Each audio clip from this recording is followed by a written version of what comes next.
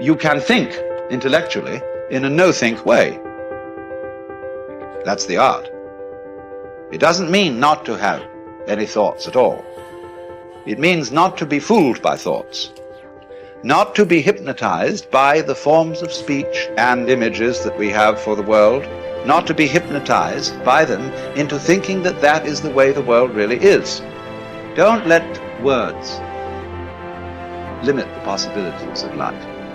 The easiest thing I've done was to get out from under the labels and to live the life that I live. The most difficult thing I've ever done was to believe that I can do it. When you don't know what's impacting you, and it's something that's holding you down and you're not aware of it. You live in a dominant culture that is designed to destroy your sense of self and your belief in yourself, and you have to learn ways in which you can begin to connect with this power that you have within yourself to handle where you are.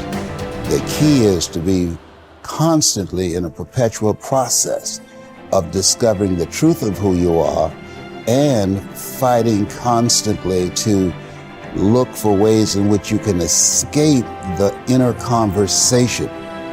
Now it's the mental game. And that's where people get lost in life, get lost in that next level. You must get your fucking self out of the fucking sewer. No one's coming in the fucking sewer to get you. It's dark, it's nasty, there's rats down there. It's your brain. You are the only person that can pull yourself out. The easiest thing in the world to do is to complain. The easiest thing in the world to do is to be negative. It takes work to have a perspective that see things on the right side of the coin. You gotta fight for that. It takes work to show up every single day, and when things are not playing in our favor, to say, you know what, man, I'm gonna still show up, and I'm gonna give everything I got to it because I value what I'm a part of. It takes work to have the right perspective. Turn off things that can contribute to your fear. Turn a deaf ear to people that all they can do is talk about how negative things are because they have bought into the consciousness of the world. Start attending workshops, seminars, listening to tapes on a daily basis to begin to recondition your mind, to retrain your thinking. Faith comes by hearing and hearing and hearing. Listen to things that can empower you, that can enable you to create a new reality for yourself and a new life for yourself. Develop the interior core where it doesn't matter if people call you crazy. One of the things limiting you from your income, your impact, a world-class life, you care too much about what people think about you. Everyone has an opinion. Why let the opinions of other people deny you from a life that will make history? If you are distressed by anything external, the pain is not due to the thing itself, but to your estimate of it. And this you have the power to revoke at any moment.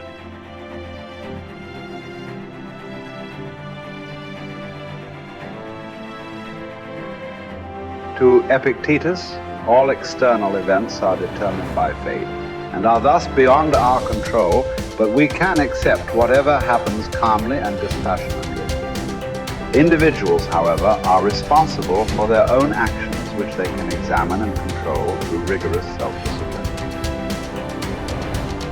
Suffering arises from trying to control what is uncontrollable or from neglecting what is within our power.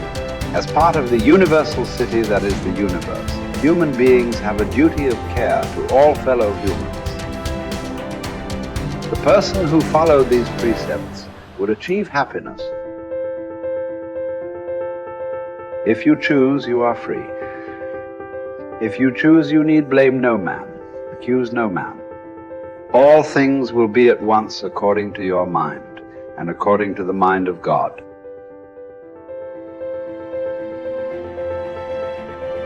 Richard Wright said it best. He said, the impulse to dream has slowly been beaten out of me through the experiences of life. So when you live in a culture that is designed to destroy your sense of self, where you are marginalized, where you have a feeling of being hopeless and powerless, and you're terrorized. I remember going downtown with my mother, and I saw a water fountain. I think I was about 5 years old, and I ran and I drank from the water fountain. All of a sudden, She grabbed me by the neck and said, "Don't you ever do that again," and started punching me in the back of my head and my face, and got me down on the ground, punching me relentlessly. And I said, "Mama, please, it's me, Mama, it's me," with this crazed look in her eyes. And then a white policeman came, and he had a nightstick in his hand. He was hitting it in his left hand. He said, "Okay, all right, you beat that little nigger boy enough. Now, I won't have to beat him with this nightstick." And he walked away laughing. And my mother broke down and started crying and saying, "Leslie, I'm so sorry. I'm so sorry." I said, "Mama, why'd you beat me like that?" She said, "These water fountains are for white only, son. And if that cop had hit me with his nightstick, he would have to kill me. I fought him till he killed me, and I left you and your brothers and sisters by themselves to raise themselves. I'm so sorry." And the book called Learned Optimism, Seligman talk about the fact that between ages 0 and 5, we determine what's available to us and what's not available to us. And so that was a defining moment. I knew there are certain things I could not do, certain places I could not go. They used to have signs on Miami Beach that said, "Jews, dogs, and coloreds not allowed." And so now you have to operate within the constraints of the dominant society and the things that they've created for you. And it's a challenge to see yourself beyond that and to work to get outside of that, even after those laws have changed, because that has become so much a part of you. You unconsciously operate within the parameters of what has been put in place. Like you're driving on the expressway, the 405, and you'll get off on an exit that you weren't going in that direction, but you unconsciously did it because you've done it so many times that many people, because they're not making a conscious, deliberate, determined effort to think outside of what life has thrown at them, they end up doing the same thing over and over and over again. Einstein said that thinking that has brought me this far has created some problems that this thinking can't solve. And so through relationships, through reading, through studies, through goals and dreams beyond your comfort zone, it allows you to begin to live out of your imagination as opposed to out of your history. Disney said, the imagination is a preview of what's to come. And so as a kid, I dreamed a lot about taking care of my mother. I used to go with her to work, to clean homes, and she kept up children, and she cooked for these wealthy families. My mother could bake a sweet potato pie so good you couldn't eat it with your shoes on. You had to take your shoes off so you could wiggle your toes. And I used to look at these big, beautiful mansions and said, "Mama, what is it, Leslie? When I become a man, I'm gonna buy you a big, beautiful home just like this." "Oh, you don't have to do this." I said, "I know, but you didn't have to adopt us either." And you did. And so I'm here with you because of two women. One gave me life, the other one gave me love. God took me out of my biological mother's womb and placed me in the heart of my adopted mother. And because of her example and my love for her and the passion that I felt in my heart, I've got to do something to make her proud. I've got to do something to put myself in position to be able to take care of her. That drove me. Nietzsche said, if you know the why for living, you can endure almost anyhow.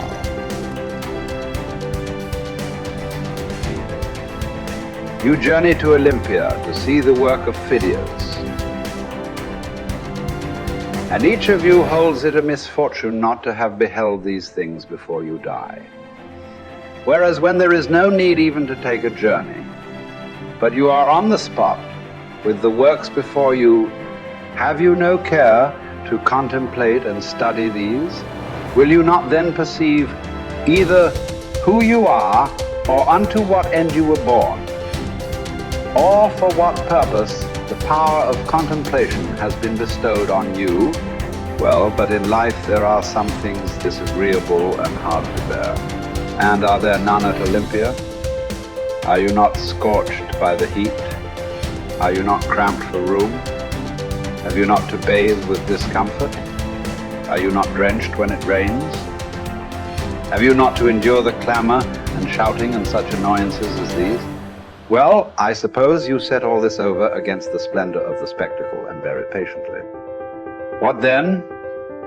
Have you not received greatness of heart, received courage, received fortitude? What care I, if I am great of heart, for aught that can come to pass?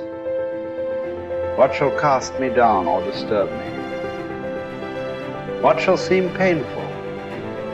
Shall I not use the power to the end for which I received it, instead of moaning and wailing over what comes to pass? If I show you that you lack just what is most important and necessary to happiness, that hitherto your attention has been bestowed on everything rather than that which claims it most, and to crown all, that you know neither what God nor man is, neither what good or evil is, why, that you are ignorant of everything else, perhaps you may bear to be told. But to hear that you know nothing of yourself, how could you submit to that? How could you stand your ground and suffer that to be proved? Clearly not at all. You instantly turn away in wrath. Yet what harm have I done to you? Unless indeed the mirror harms the ill-favored man by showing him to himself just as he is. Unless the physician can be thought to insult his patient when he tells him, "Friend, do you suppose there is nothing wrong with you? While you have a fever, eat nothing today, and drink only water." Yet no one says, "What an insufferable insult." Whereas if you say to a man, "Your desires are inflamed, your instincts of rejection are weak and low, your aims are inconsistent, your impulses are not in harmony with nature, your opinions are rash and false," he forthwith goes away and complains that you have insulted him.